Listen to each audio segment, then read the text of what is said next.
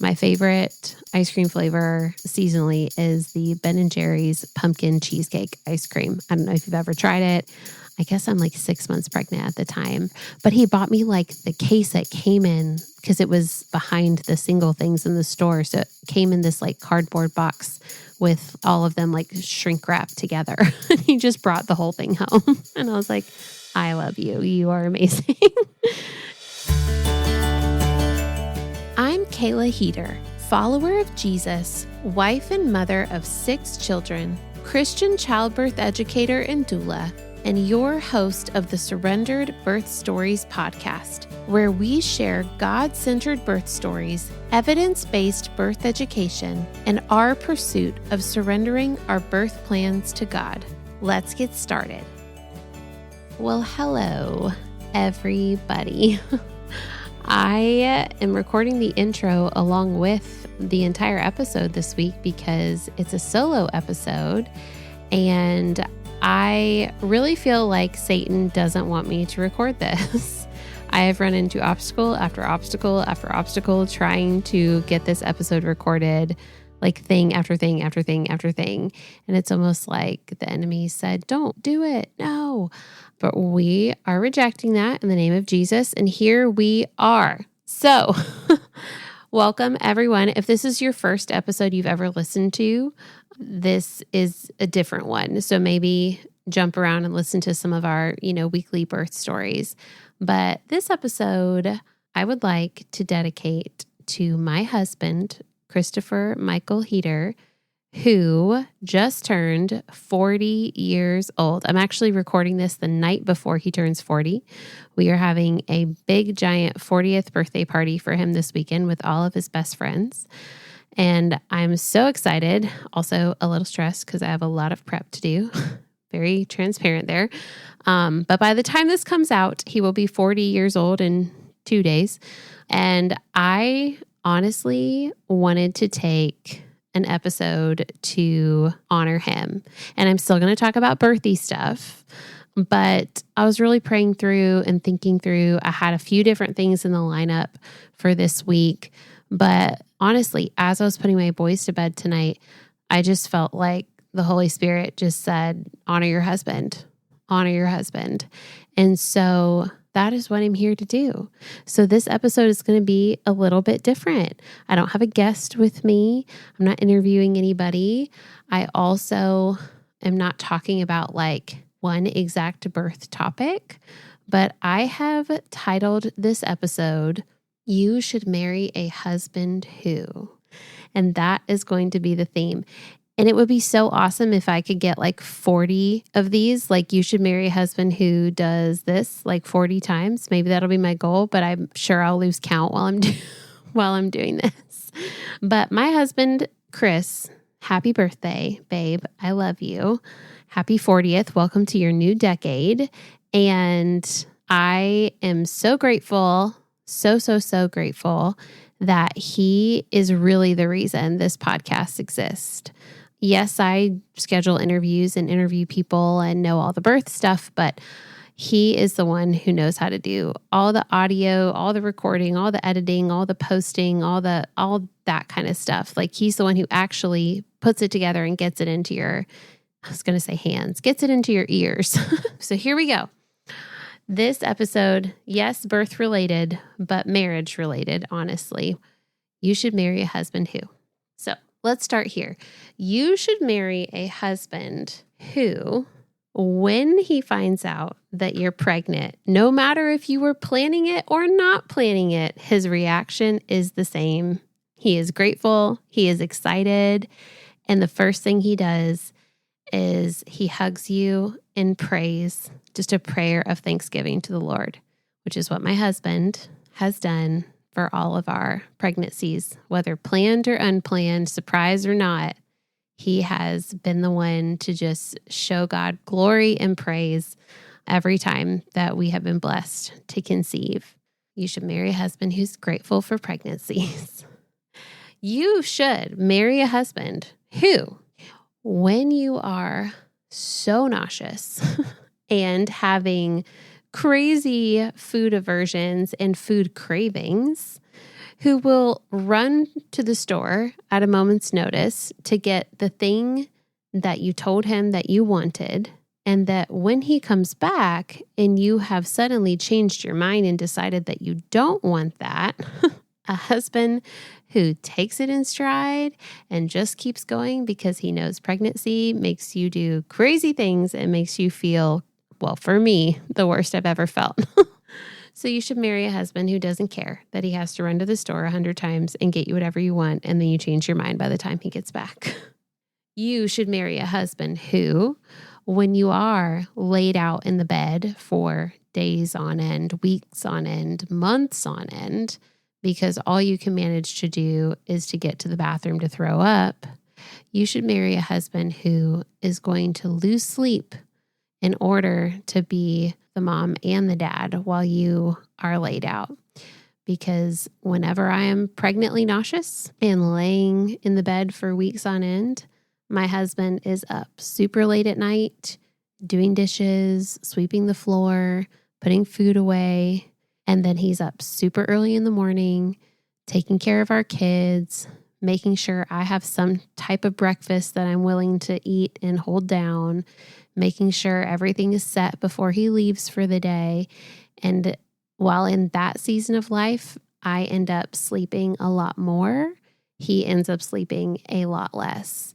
And I'm so grateful. So grateful.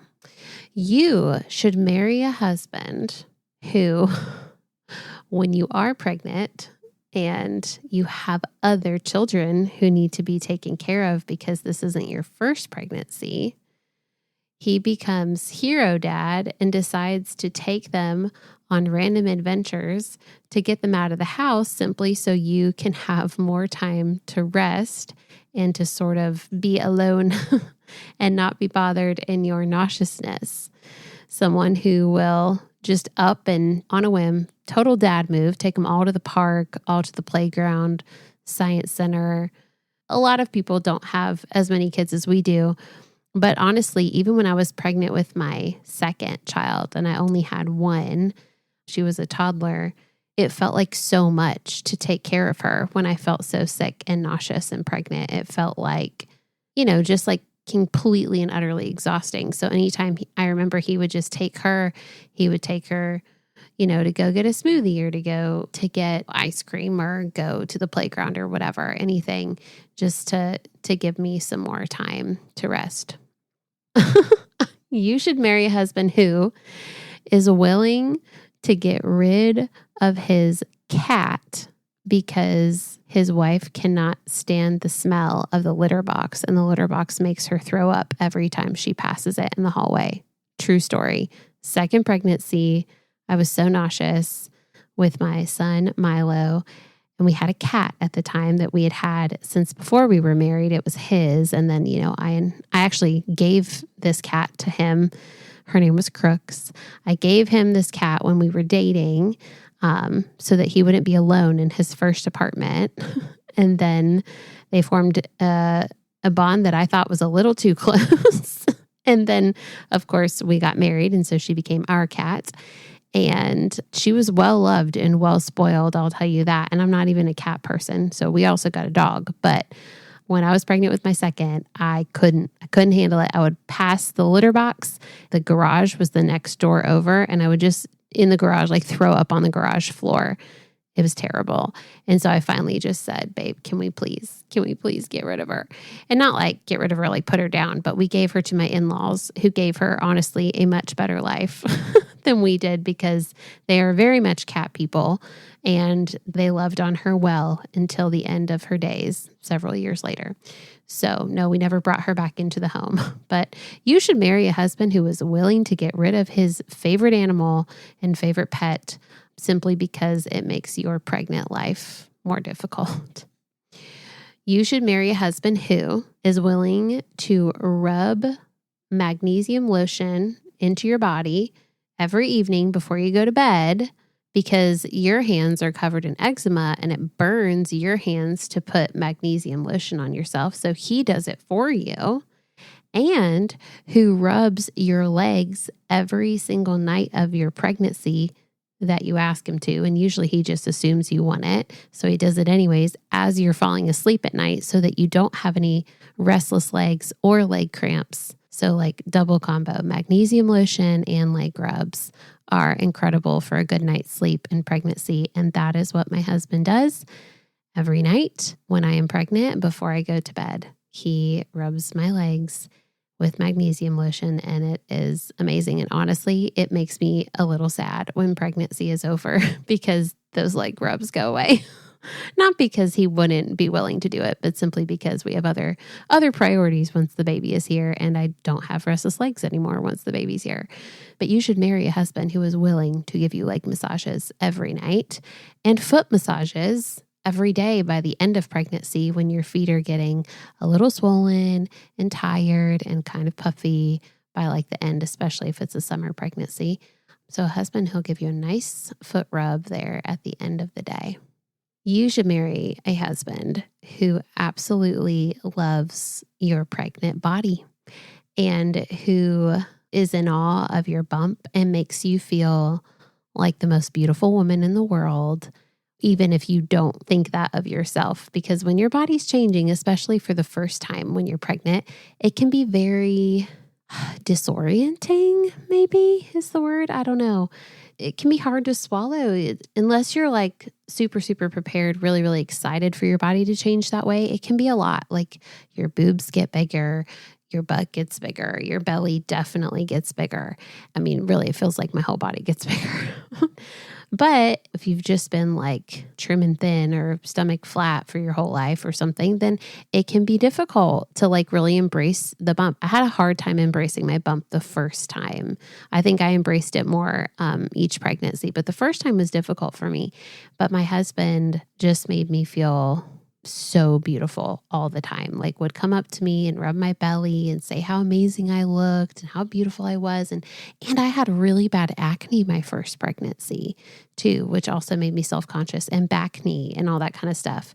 That didn't happen with my other ones as much, but with my first one, maybe it's because she was a girl, I don't know, or my diet probably, honestly, 13 years ago was not great, but it didn't matter. He just made me feel beautiful and perfect. Speaking of diet, you should marry a husband who is willing to go out and get you 6 pints of your favorite Ben & Jerry's flavored ice cream because it's seasonal and he just wants you to feel precious and loved and cared for and thought about and pampered. My first pregnancy, when I was pregnant with my daughter, my favorite ice cream flavor seasonally is the Ben & Jerry's pumpkin cheesecake ice cream. I don't know if you've ever tried it.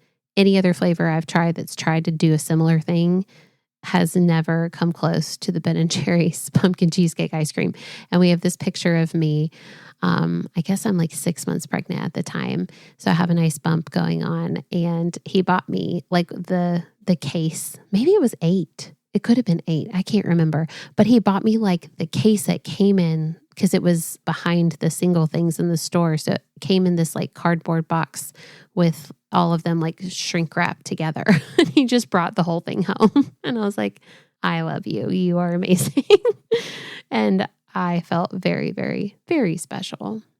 You should marry a husband who is willing to take the birth class with you, which for my first one, obviously, we didn't know what we were doing and we went to a hospital class, but nonetheless, he came with me and he spent that whole time with me. It was like a Friday evening for 2 hours and then like a Saturday morning, I think, for like 4 hours or something like that. I don't know. It was honestly a pretty pointless class, but he was willing to go to it with me and clearing his schedule and prioritizing it because he knew it was important to me. And obviously now, several babies later, and the fact that I teach classes, he doesn't feel the need to come to the classes, but he would be willing to. If I asked him, I guarantee my husband would come to the birth classes with me. But he's a little bit of a professional now, so all I have to do is give him like a super, super light, like brush up on this every couple of years before the next baby comes along. But you should marry a husband who is willing to go do the birth class and who's willing to read a birth book, honestly, which that one's trickier for my husband. But he's willing to do it, willing to watch birth videos. He says, so watch birth videos as long as there's no like boobs in them, which I totally understand because a lot of time in the water birth, you can't see like what's really going on down below.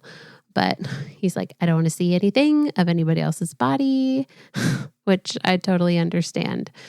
And on that same token, you should marry a husband who puts up really good boundaries and really good guardrails for himself so he doesn't look at any other woman's body and he doesn't let himself even be in that situation. I remember when we were earlier in our marriage or dating, he told me he did not like to go to the beach and he did not like to go to the pool. And I was like, what? Those are my favorite places. That's so much fun. Why don't you want to go? And then he pointed out to me, he's like, people don't wear clothes there. And they're very like, not modestly dressed. And it is frustrating to have to basically like look down all day because there's all these women everywhere who were like basically naked. And I was like, yeah, that's a good point. You were right. Thank you. Thank you for not wanting to go to the beach. Thank you for not wanting to go to the pool. I mean, we still do, but we try to kind of put boundaries and stuff up in that place just so that is not a thing. So you should marry a husband who cares about his wife's body and nobody else's.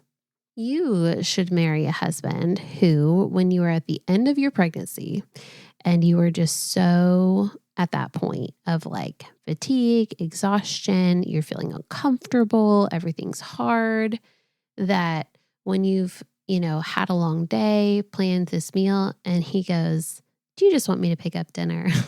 The answer is yes. You should marry a husband who says, do you just want me to pick up dinner?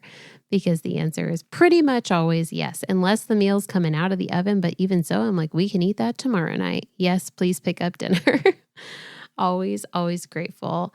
And it's funny because I never want to ask, especially like the more kids we have and, the tighter the grocery budget gets, I never want to ask him to pick up dinner because it's an expense and, we want to be like wise financially, but he's the one who does the finances in our family. He is actually over that. I know a lot of the women do it for a lot of marriages, but in our marriage, he pays all the bills and does all the budgeting and all that, honestly, because it's stressful to me. And so, but it's not stressful to him. So he does that for us, which I'm so grateful for. So maybe you should marry a husband who does all the finances, but I also know some women really like that, doing it themselves. You should marry a husband who, knowing that you're getting ready to have a baby soon, especially if you're having a home birth and you will be birthing in your house, you should marry a husband who prioritizes cleaning the house at the end of the pregnancy, especially, or hiring someone to clean it for you. So whether that is, like hiring out a company or whether, maybe you don't have any kids yet and he's just willing to do all that while you sit on the couch and put your feet up and watch a movie, you should marry a husband who's willing to do that. To me, like that's part of nesting for me, especially when I'm doing a home birth, is making sure that especially the room that I'm going to plan on having the baby in is like super ready to go, like clean and neat and all the things. So really, you should marry a husband who is willing to do that. Also, a husband who is willing just to do chores and dishes and everything in general. I'm on some like Facebook groups for like large families or for like natural birthing or Christian, like all sorts of different like birthy groups. And I'm really on there for like birth stuff, right? But sometimes it breaks my heart because like women jump on there and I think maybe they just don't feel like they have anyone else to turn to, and they will like vent and put like a whole post about how their husband expects them, because they're a stay-at-home mom, expects them to like have the house clean every day and have the meals made every night from scratch and all the things, and how his job is simply to like go and work a job and that's where it ends for him. And that he like actually complains to her about that. And that like breaks my heart. I put pressure on myself, and he will tell you this. I put pressure on myself to keep the house clean, to make meals from scratch, to make sure we get school done well every day, to like do the life that I'm striving to do. But he never puts any pressure on me to do any of it. And like when he gets home, if the house is a complete disaster, I'll start apologizing like to him, and not all the time, but like sometimes I will, just because it's like, doesn't meet my own expectations. And he just comes up and he hugs me and he puts his hands around my face and gives me a kiss and is like, do you think I care about any of that? No, I don't. I'm just glad to be home with you. Like, he's the best. He really is. That's why I married him.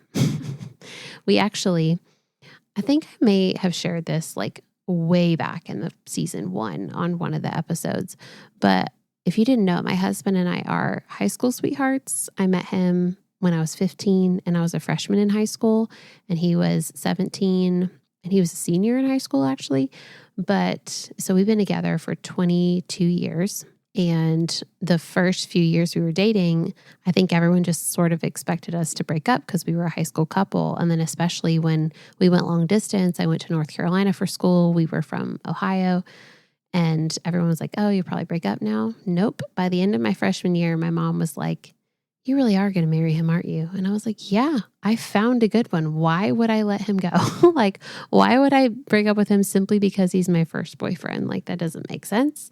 So, yeah, I knew he was a great and amazing guy from being 15 years old. Now, obviously, we have learned a lot in our life since our teen years and have gone through a lot of things.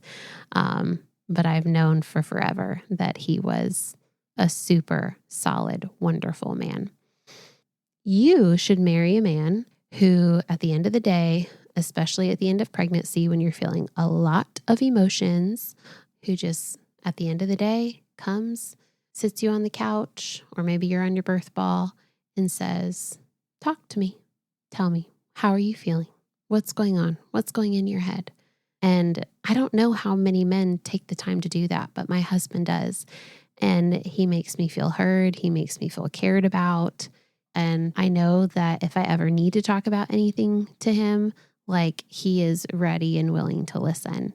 And maybe in this season of life, yes, we have to get like several kids to bed first, or maybe occupy them with something so we can go have a conversation. But he still makes sure that it's going to happen, that he will prioritize listening to me. You should marry a husband who, when you are going into labor, he is not going to leave your side. He will leave work. He will stop doing whatever he needs to do. And you are the priority. A lot of my labors have started in the middle of the night, or some of them have just started like later in the evening. And he is just game. He is ready to stick with me, ready to do whatever I need him to do, whether that's like blow up a birth tub or start a playlist or make food or do anything I need him to do. He's right there. Counter pressure, hip squeezes. And this is whether my birth is 26 hours, or 25 hours was my first birth, or 2 hours, which was my third birth. He is there and he's not going to leave my side. And it's hard for him emotionally. So there were a couple of moments during my second labor where he stepped out of the room, but I didn't know that. I wasn't aware that he stepped out of the room because I was in like the labor land at the time. So I would have never known that. He just needed to take a moment for himself. But I mean, if I had called his name, he would have been running in there in a second. And obviously, having had several children now, we've come a long way. And this last birth, he not only, didn't leave my side and was there for me and doing whatever I needed, but he actually caught our baby.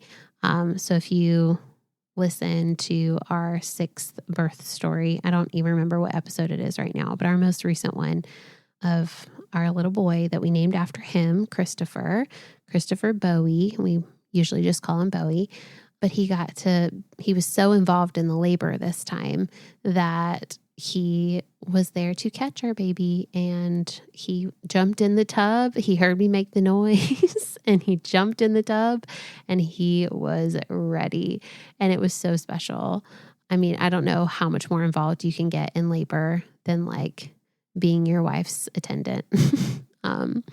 It was amazing and incredible. And then, of course, afterwards, he cleaned up the birth tub, got everything put away, brought me all the food and all the things. So, Yes, you should marry a husband who is not going to leave your side during labor. You should marry a husband who, when you are postpartum and you've just had your baby, there's a lot going on. You should marry a husband who is supportive of all the things that you're feeling, whether he's holding your hands through after pains or running and grabbing you food because you're so hungry all the time, or whether he's rubbing your back in the middle of the night when you're up again nursing the baby, or maybe you're crying because the latch hurts so much initially and you're going through like the soreness of the first 3 weeks with breastfeeding and all the things. I mean, those first couple of weeks they're so precious, but they're so hard. And they're like hard because, you're tired and your boobs hurt and you have all these hormones jumping up and down and you're bleeding and you're sore. And, there's just so much in those first couple of weeks. And honestly, you should marry a husband who is there for all of it. You should marry a husband who is willing to take PTO if that's what's necessary to be with you postpartum. And if there is like just a drastic reason why your husband can't be there at least the first 2 weeks with you, then you should marry a husband who's willing to make sure that somebody is there with you so that you are not alone and you have the support that you need around the clock those first couple of weeks, especially. You should marry a husband who is willing to make you a snack skit. You've probably heard me talk about this maybe in other episodes, but with my very first baby, my husband made a basket of snacks that he named the snack skit, and he put it in the nursery next to the rocker where I breastfed a lot. And it was just so that I didn't have to get up and go up and down the stairs to get food, or, you're so hungry when you're nursing. And he wanted to make sure that there was always something there for me to eat, even if I was like waiting on him to make a meal or to bring me food, that I had like a hold me over at all times. And he put bottled water in it, and he made lactation bars and then wrapped them up individually, like in saran wrap, and put those in there so I could like snack on those throughout the day.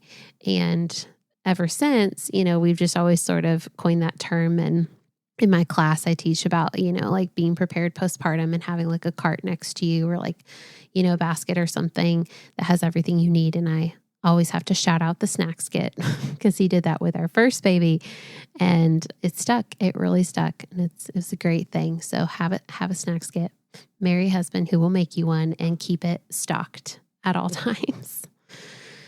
You should marry a husband who is very sensitive to your feelings in those early postpartum weeks when you can be a complete emotional roller coaster. You can be like so happy and like euphoric feeling and so giddy because of your new precious baby. And then you can cry for 2 hours and you're not sure why you're crying.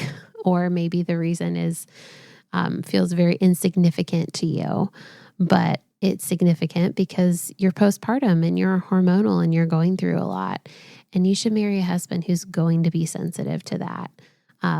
It's funny because for my husband, postpartum is actually his favorite time because I get so emotional. Because normally, generally speaking, I am a generally like put together person, emotionally speaking.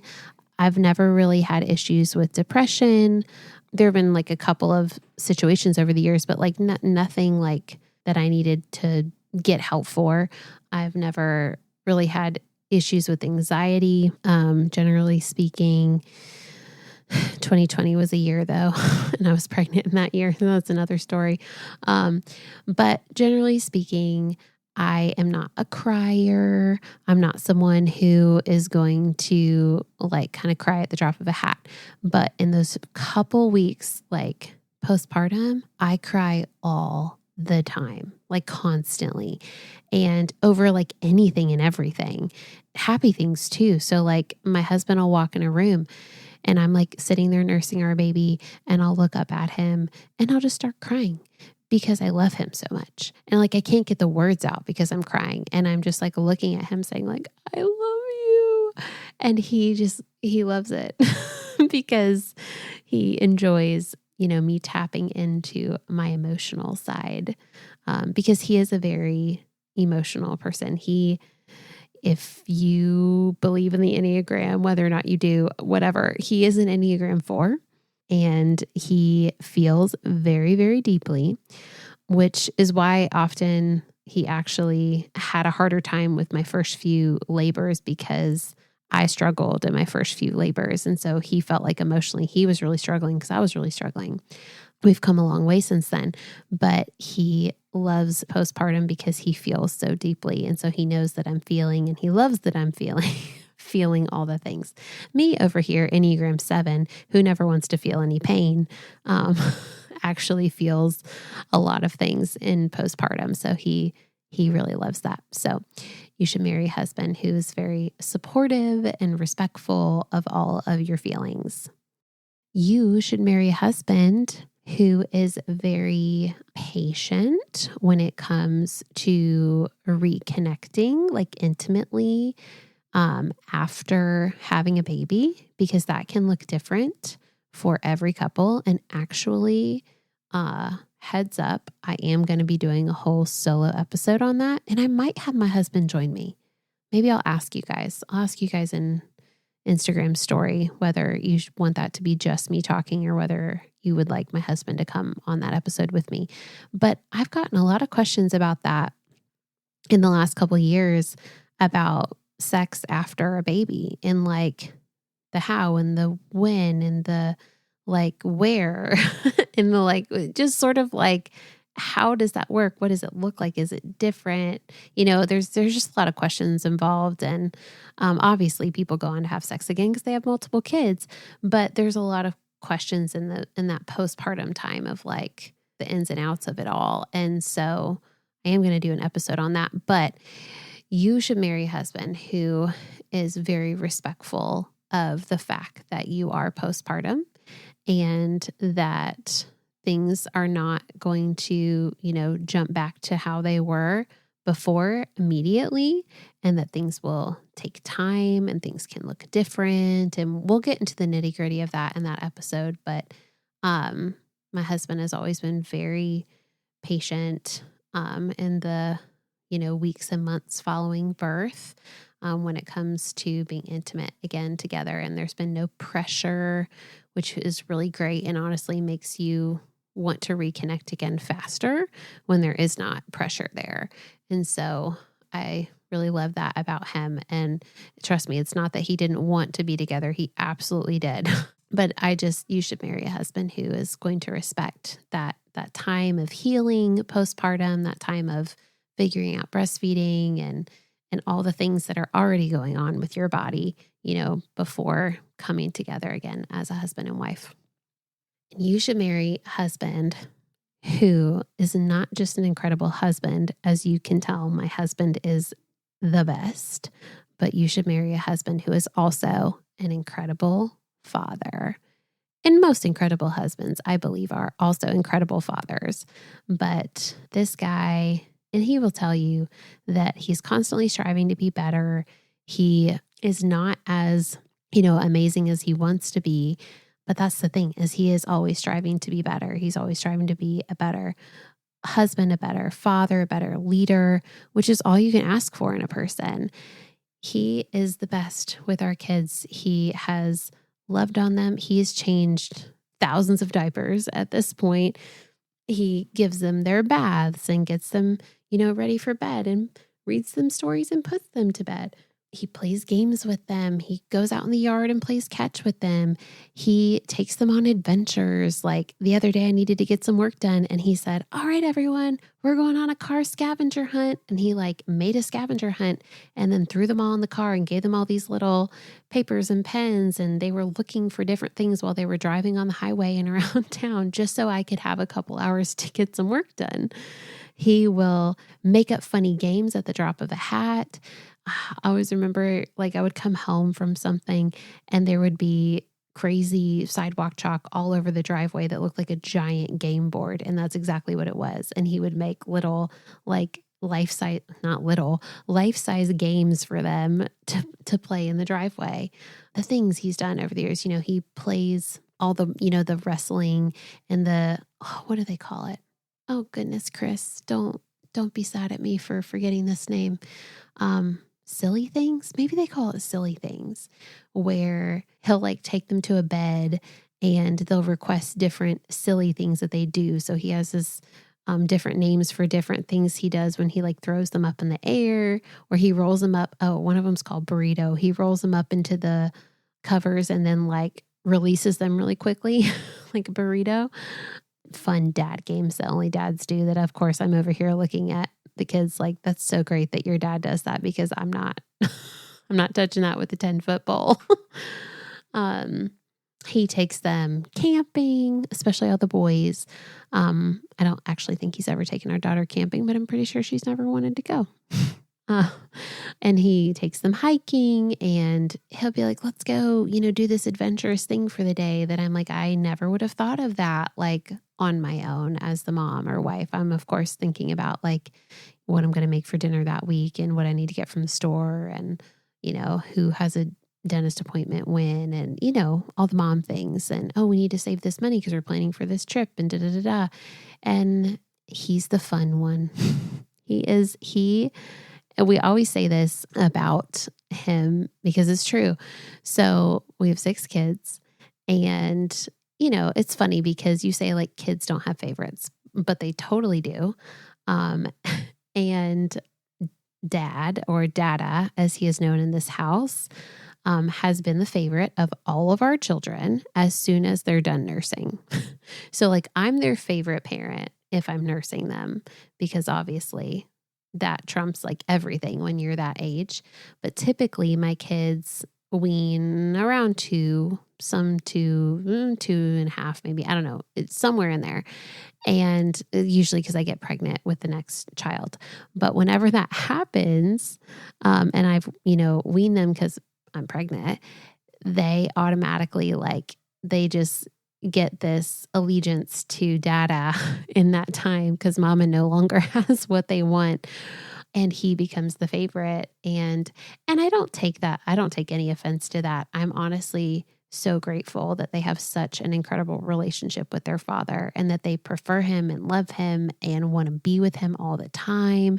And the excitement of dada coming home, it's like dada goes to work and comes home like 5 days a week. But it does not matter if he's been gone for an hour or if he's been gone for 15 hours. Like when he gets home, it is like they're on cloud 9 every single day. Dada's home. And they run, and they always want to be like the first one to see him and the first one to like get to his car or jump up in his arms. And they have a love for him. And he is so intentional about just being a good dad. And so you should marry a husband who is also going to be a great dad.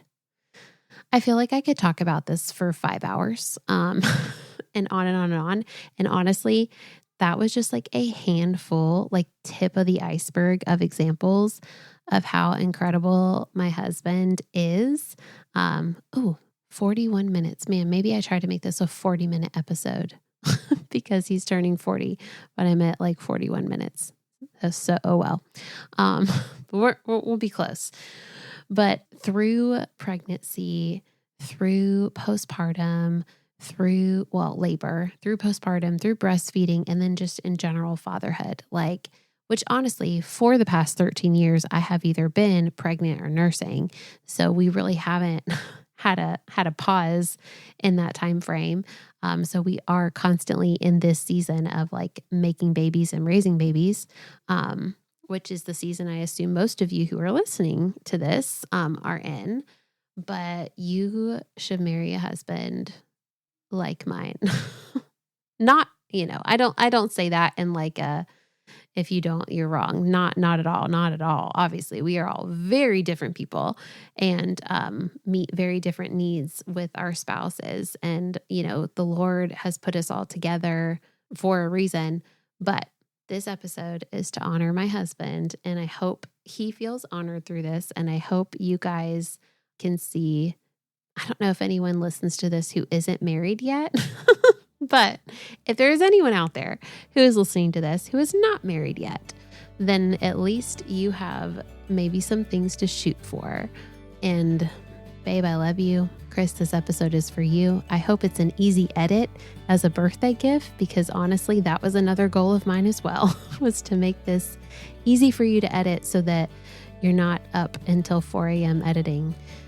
Because you should marry a husband who's willing to lose several hours of sleep every Sunday night just to edit your podcast and get it out into the world. So I love you, Chris Heeter. Happy 40th birthday. We will be back to our regularly scheduled programming next week. Have a great week, guys. Thank you so much for listening to today's episode. You can reach me at Surrendered Birth Services on Instagram or email me at contact@surrenderedbirthservices.com. Be sure not to miss an episode by hitting the follow button. Also, we'd love for you to leave a written review of the show so that more people's births and lives can be changed by the love of Jesus and the empowerment of accurate birth education. If you really enjoyed this episode in particular, please take a screenshot of it and post it to your Instagram story, tagging Surrendered Birth Services. If you would like to be a guest on the Surrendered Birth Stories podcast, please click the link in the episode show notes to fill out your interest form. Also, if you're interested in taking my childbirth classes, birth consultations, or having me as your birth doula, please click on the link in the show notes to take you to my website for online and in-person options. Just as a reminder, this show is not giving medical advice, so please continue to see your personal care provider as needs arise. We hope you have a great week, and remember, learn all that you can, make the best plans, and then leave it in God's hands.